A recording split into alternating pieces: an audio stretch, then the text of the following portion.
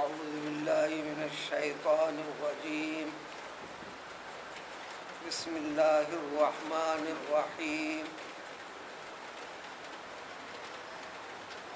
والذين صبروا ابتغاء وجه ربهم وأقاموا الصلاة وأنفقوا مما رزقناهم سرا وعلانية ويدرؤون بالحسنة السيئة أولئك لهم عقبى الدار.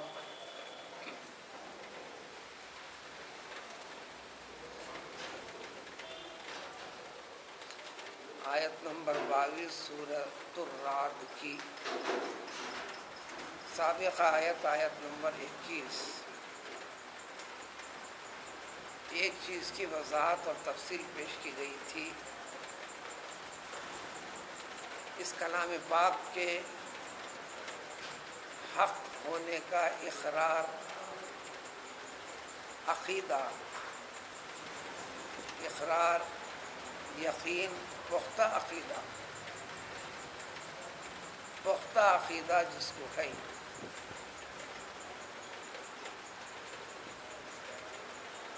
یہ کتاب کلام پاک کا قرآن مجید ہے، اتنا سمجھ لینا کافی نہیں ہے. جہاں جہاں بات ہے یہ اللہ تعالیٰ کی طرف سے، وہ اللہ تعالیٰ جو تمام کائنات کا رب ہے، رب العالمین ہے. خاص طور پر انسان سے خطاب ہے. انسانوں میں سے وہ تمام انسان جو اللہ تعالیٰ اپنے بندوں میں سے ایک بندے محمد صلی اللہ علیہ وآلہ وسلم کو انتخاب فرما کر اپنا کلام پاک نازل فرمایا. یہ حق ہے، صحیح ہے، درست ہے. اس کے مضامین حق ہیں، صحیح ہیں، درست ہیں. اس میں جو طریقہ اور سلیقہ سکھایا، سمجھایا، بتایا گیا ہے وہ حق ہے، یقین ہے، درست ہے.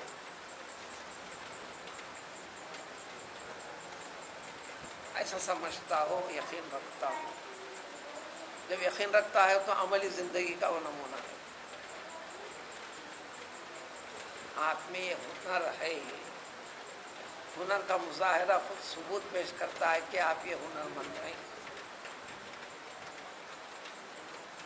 آپ ماہر ڈاکٹر ہیں تو آپ کی پریکٹس ثابت کرتی ہے کہ آپ حقیقی ڈاکٹر ہیں.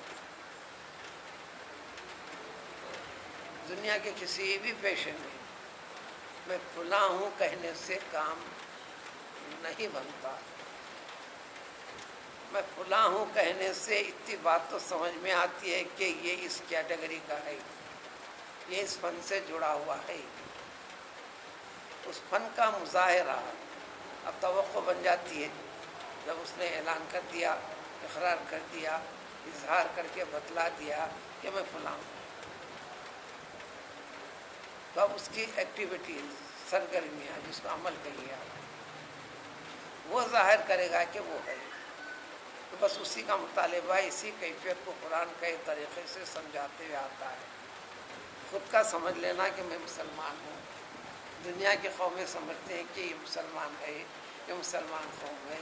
ایک بات ذہن میں رہنا، یہ بار بار ہے، قرآن کا خطاب ہر انسان سے، ہدی للناس، لیکن تمام انسانوں میں سے وہ انسان جنہوں نے اس کو اپنا لیا، مان لیا، تو یہ ماننا اور اپنا لینا صرف ظاہری طور پر نہیں، قلبی اعتبار سے، دل کی گہرائی سے. اور وہ کیفیت انسان کو مجبور کرتی ہے، جوش دلاتی ہے، اس پر عمل کرنے کے لیے اس کو لازم قرار دیتی ہے. دنیا اور دنیا والوں کی چیزوں کی پرواہ کیے بغیر اس چیز کے اوپر قائم رہنا چاہتا ہے، کیونکہ اس پہ یقین رکھتا ہے. اس پہلو کی ایک وضاحت، ایسا کرنے والے کو اللہ نے فرمایا کہ یہ بصیر ہے، ایسا نہیں کرنے والا یہ اعمیٰ ہے، اندھا ہے. قرآن نے جہاں جہاں ان لوگوں کو اندھا کہا ہے، کئی جگہ فرمایا सुम्मुम बुक्मुन उम्युन फहुम ला यरजिऊन, सुम्मुम बुक्मुन उम्युन फहुम ला याक़िलून। फिर सूरह हज में फरमा दिया वलाकिन तामल क़ुलूबुल लती फ़िस सुदूर, अंधेपन की हकीकत को समझो, इंसान के सीने के अंदर मौजूद जो दिल है, दरअसल इनका ये दिल अंधा है। ये ज़ाहिरी आँख तो है, ये ज़ाहिरी आँख क़ल्बी दिल वाली आँख तक पहुँचाने का ज़रिया, ज़ाहिरी कान दिल वाले कान तक बात पहुँचाने का ज़रिया, ज़ाहिरी ज़ुबान दिल वाली ज़ुबान तक पहुँचाने का ज़रिया, उससे जुड़ा हुआ, उससे जुड़ी हुई बात जब ज़बान तक आ जाती है, ज़बान से मुराद यही ज़बान है, लेकिन यही चीज़ पूरी मुराद नहीं, ज़बान से मुराद प्रैक्टिकल लाइफ, इंसान के सारे आज़ा, अमली ज़िंदगी।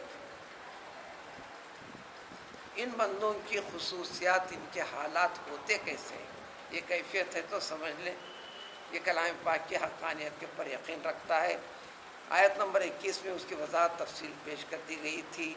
इनके अंदर सिला रहमी होती है, अल्लाह ताला ने जो कुछ अहकाम दे रखे हैं उसके ऊपर अपने आप को उसके साथ जोड़ कर रखते हैं।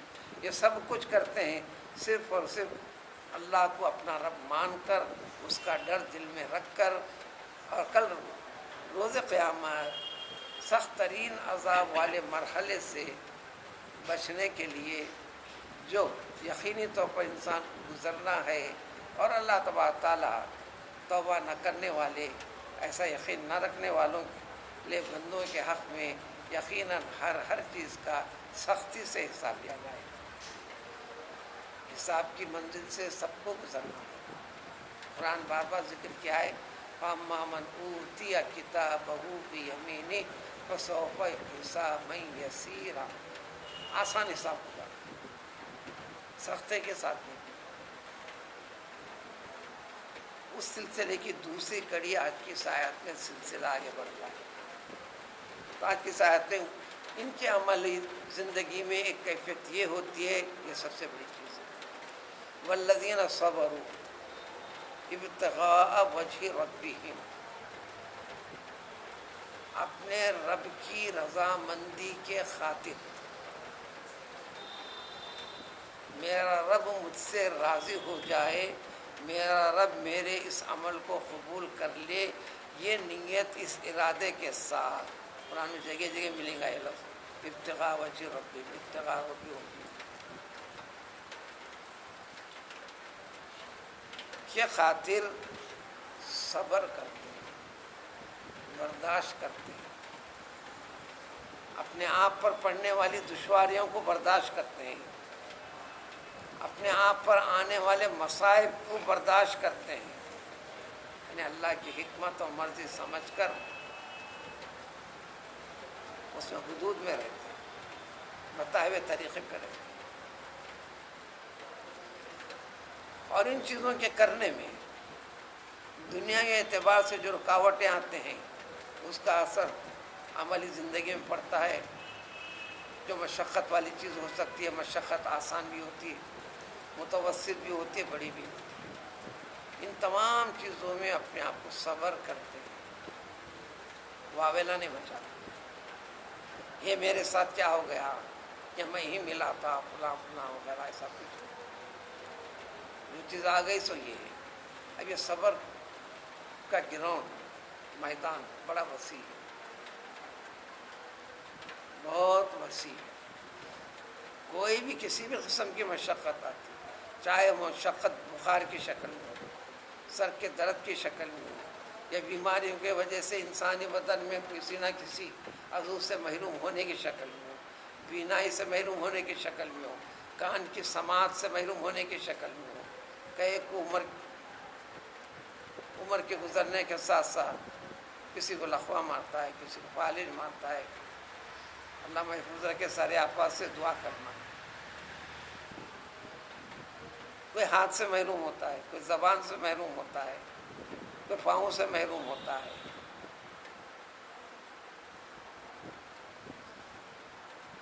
बल्कि इस कलाम पाक की वजाहत करने वाले जिन पर नाजिल फरमा कर वजाहत भी समझाया अल्लाह रब्बुल इज़्ज़त ने।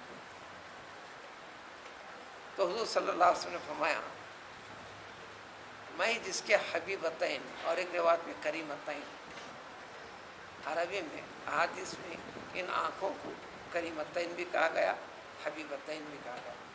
انسان کے بدن میں باڈی میں سب سے زیادہ محبوب ترین چیزیں ہیں یہ دو، اور سب سے اچھی چیزیں، ساری قدرت کی تجلیات کا مظاہرہ کروانے والی یہی آنکھیں، مشاہدہ کروانے والی یہی آنکھیں۔ کسی وجہ سے وجہ ہوں گی اسباب، جو آنکھوں سے محروم ہو جاتا ہے، روشنی چلی جاتی ہے، اس میں صبر کرتا ہے، یہ خطئی فیصلہ شریعت اسلامی کا ہے۔ حضور صلی اللہ علیہ وسلم کی وضاحت کے ساتھ اللہ تبارک تعالیٰ کا جب دیدار کروایا جائے گا جنتیوں کے لیے، جنت میں سب سے پہلے دیدار کرنے والوں میں یہی لوگوں کو سب سے پہلے موقع دیا جائے گا۔ تو وہ کوئی بھی چیز، اس چیز کے اوپر جب صبر کرتا ہے تو اللہ تعالیٰ اس کو ضائع نہیں کرتے، سب سے بڑا اجر عطا فرماتے ہیں۔ اب قرآن نے کیسا کیسا صبر کرنے کی چیزیں قرآن جگہ جگہ بتایا، سورہ بقرہ میں گزری ہے وَلَنَبْلُوَنَّكُمْ بِشَيْءٍ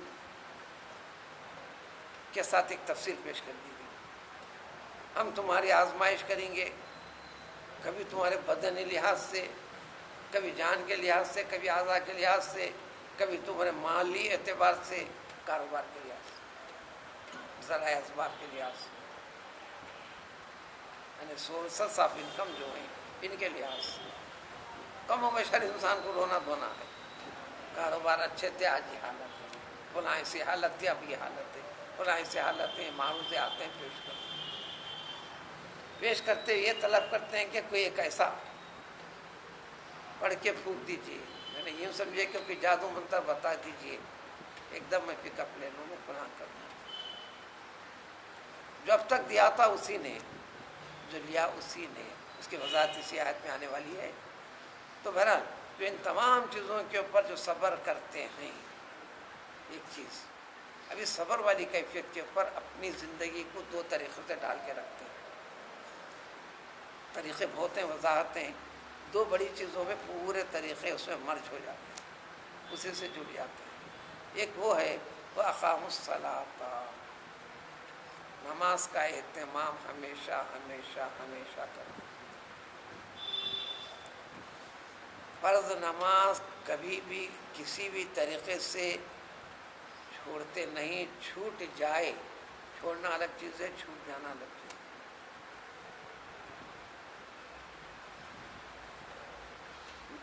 نیند طاری ہوگی، نماز چھوٹ گئی،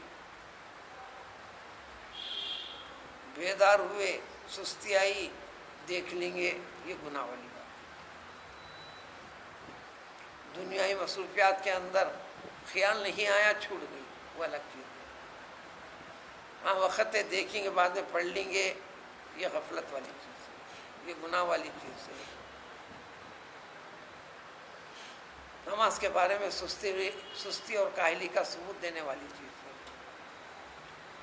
سارا زمانہ اللہ نے پیدا کیا، زمانے میں سے، زمانہ کیا نام ہے؟ وقت کا نام ہے۔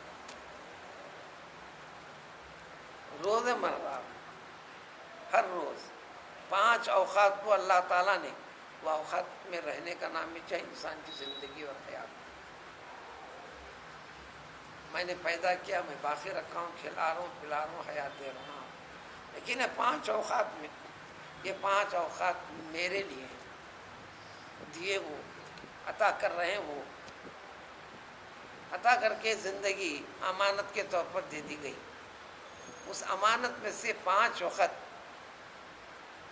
نماز فجر کی 2 رکعت پر خاص طور پر سنت کے ساتھ ہے، ظہر کی نماز کے لیے 5، 10، 15، 20 منٹ جو بھی ہو، عصر کی نماز، مغرب کی نماز، عشاء کی نماز، یہ اوقات اللہ تعالیٰ نے فرمایا کہ تجھے زندگی دے کر یہ اوقات میں نے اپنے لیے مختص کر لیا ہے، اب میں تجھ سے مطالبہ کروں،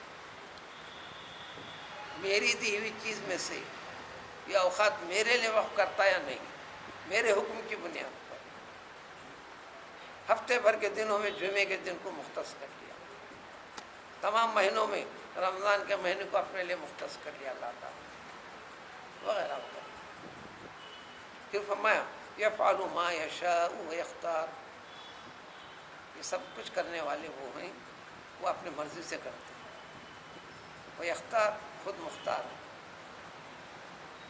لا یسأل عما یفعل، وہ جو کچھ کرتے ہیں اس میں تم میں سے کسی کو ایسا کیوں پوچھنے کی اجازت نہیں،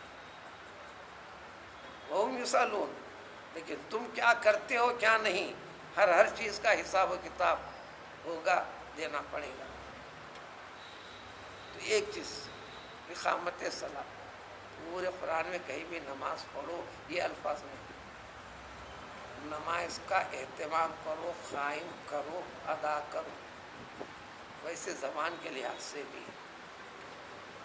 میں نماز پڑھ رہا ہوں، فلاں نماز پڑھ رہا ہے، سمجھ میں آ رہی بات، استعمال غلط ہے،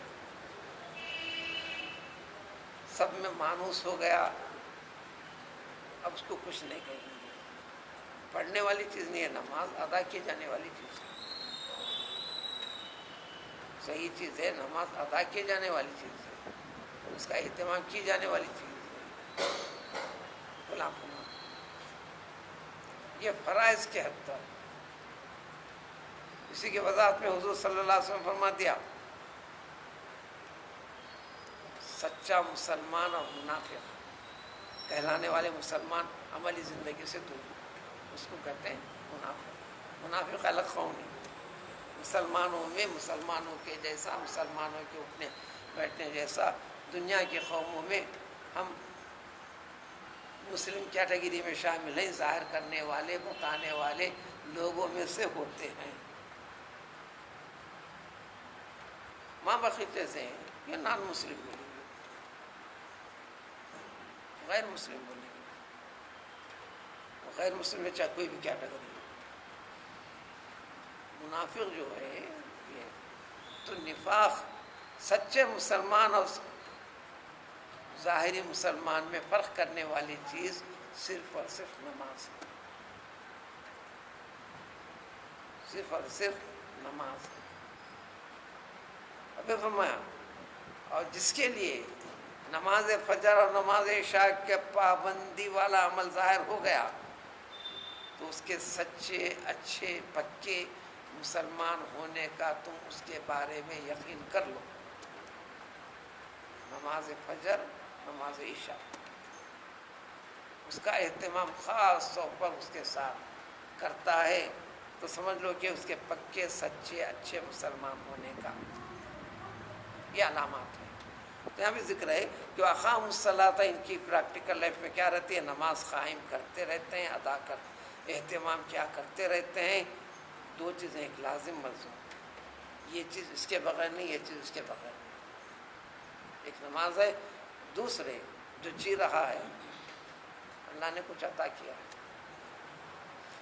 چاہے غریبی شکل میں ہو، متوسط شکل میں ہو، امیری شکل میں ہو، مالدار کی شکل میں، یہ جو کچھ بھی ہے،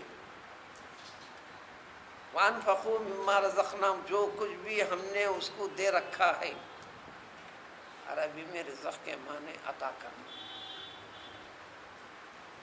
ضروری نہیں ہے، اللہ نے اپنے فضل سے دینے کا طے کر لیا، دیتا ہے۔ پہلے رزق یعنی عطا کیے جانے والے ضروریات زندگی انسان کے لیے جو چیز ہیں اس کا تصفیہ اس کی تقدیر میں پہلے فرمائے، اس کی کتنی عمر کیسی ہونا اس کا فرمائے، پھر یہ کیسے کیسے کرے گا اس کو معلوم ہے۔ اس کے بعد چوتھے مرحلے میں ماں کے پیٹ میں روح، اس پیدا ہونے والے بچے میں روح پھر چوتھے مرحلے میں داخل ہوئی، پھر سمجھا دیا کہ ہم دے رہے ہیں، ہم دے رہے ہیں، وَمِمَّا رَزَقْنَاهُمْ، جو کچھ بھی ہم نے دیا اس میں سے، وہ سب کچھ نہیں، اس میں سے سب کچھ نہیں،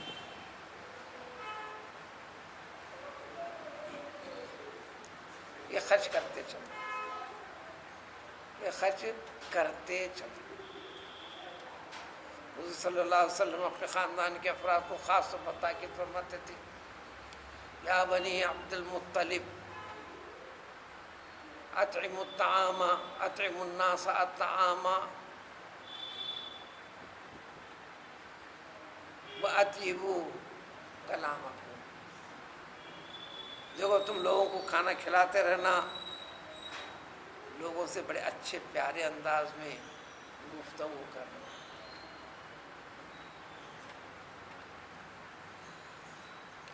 وَأَنفِقُوا مِمَّا رَزَقْنَاكُمْ، جو کچھ ہم نے دے رکھا ہے اس میں سے عطا کرتے ہیں، خرچ کرتے ہیں۔ رزق کے معنی عطا، کھانے پینے کی چیز بھی اسی کا ایک حصہ ہے۔ اردو والوں کے پاس مفہوم رزق بولے تو کھانے پینے ٹیسٹ سے تعلق رکھنے والی جتنی چیزیں ہم اسی کو رزق کہتے ہیں۔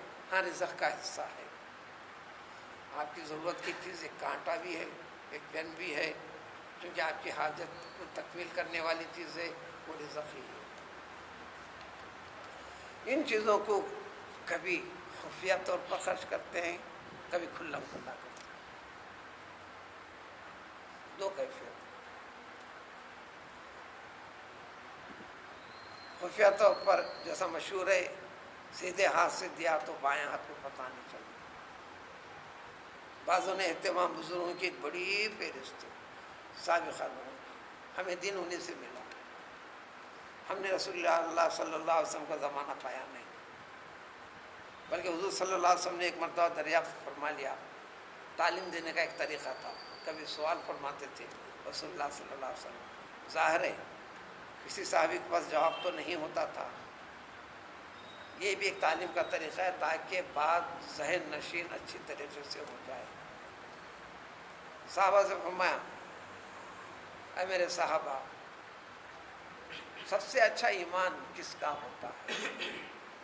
ایمان سب سے مضبوط اچھا کس کا ہوتا ہے؟ جو بات سمجھ میں آئی کہنے والوں نے کہا، خاموش بیٹھنے والوں نے خاموش بیٹھا۔ یا رسول اللہ صلی اللہ علیہ وسلم، جنہوں نے آپ کا زمانہ پایا، آپ کا دیدار کیا، فلاں کیا، یقیناً ایمان میں یہ بڑے رہیں گے۔ آپ نے فرمایا کہ نہیں، تم نے تو مجھے دیکھا، مشاہدہ کیا، شبہوں کو شبہات کو راز طور پر مجھ سے رجوع ہوئے، تمہارے رب نے مجھے بتایا، میں نے تمہیں وضاحت کر دی۔ ایمان والے پہلو، ایمان لا لینے کے بعد، ایمان سمجھ میں آ جانے کے بعد اس پر چلنا، باقی رہنا تمہارے لیے آسان ہو گیا۔ لیکن تمہارے زمانے کے بعد میں آنے والے زمانوں میں انہوں نے میرا زمانہ دیکھا نہیں، نہ مجھ سے ملا، نہ مجھ کو دیکھا۔ نزول قرآن کا زمانے میں یہ لوگ رہے بھی نہیں، صرف واسطہ در واسطہ ان تک دین پہنچا، اللہ کا کلام پاک پہنچا، کلام پاک کی وضاحتیں، تفصیلات، جس کو سنت کہتے ہیں، احادیث کہتے ہیں، ان تک پہنچی۔ انہوں نے کمال درجے کا یقین رکھا، یقین رکھ کر پوری طرح اپنے دل کے ساتھ ایمانی طریقے سے طرز زندگی گزارنے کو ترجیح دے دی۔ ان کا ایمان سب سے بڑا، ان کا ایمان سب سے بڑا ہے۔ اس لیے ہمیں کلام پاک کی وضاحت اور تفصیلات صحابہ کے ذریعے سے، تابعین کے ذریعے سے، تابع تابعین کے ذریعے سے، ان کے ذریعے سے جو اسلاف تک منتقل ہوا، ان کی عملی زندگی، ان کے طریقے جو ہیں، اس کے ذریعے سے ہی وضاحتیں ملیں گی۔ وہی چیز ہوتی ہے تقاریر، وہی چیز ہوتی تفسیر، وہی چیز ہوتی زندگی کی تفسیر۔ تو اب اس کے اندر خفیہ طور پر بعض حضرات رات کی تاریکی میں نکلتے تھے، ہر ایک کو ایسا کرو، ایسا ہم حکم نہیں دیں گے، قاعدہ کلیہ یہ بتا دیں، کبھی سرن کرتے ہیں، کبھی علانیہ کرتے ہیں۔ علانیہ کی ضد ہے سر، عربی لفظ کھلم کھلا، علانیہ کا لفظ اردو میں آ گیا، اب اس کی ضد سمجھ میں آ جائے تو سر کے معنی سمجھ میں آ جاتے ہیں، سر کے معنی یہ اس کی ضد ہے، کسی کو پتہ چلنے نہیں، کسی کو پتہ چلنے نہیں دیتا، خفیہ طور پر۔ ایک حضرت چند سال پہلے انتقال ہوا، حیدرآباد کی ایک مشہور شخصیت تھی، وہ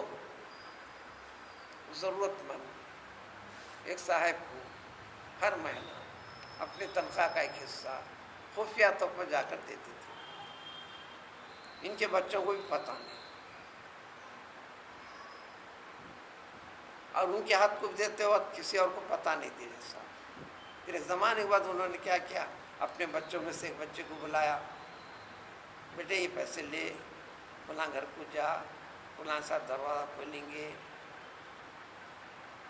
میں بھیجا ہوں، کہہ دے سلام عرض کر دینا یا عطا کر دینا۔ انہوں نے دے دیا، لے لیے۔ لینے کے کچھ دیر کے بعد ان کے گھر کو آئے، آ کے کھٹکا مارا، کہنے لگے اب تک کسی کو ظاہر نہیں فرماتے تھے آپ، آج اپنے بچے کے سامنے کو ظاہر کر دیے کہ میں آپ سے وصول کرتا ہوں، آپ دیتے ہیں۔ پھر انہوں نے سمجھایا یقیناً میں سرن دیا کرتا تھا، اب میں عمر کے آخر حصے میں گزر رہا ہوں، میں اپنے بچوں کو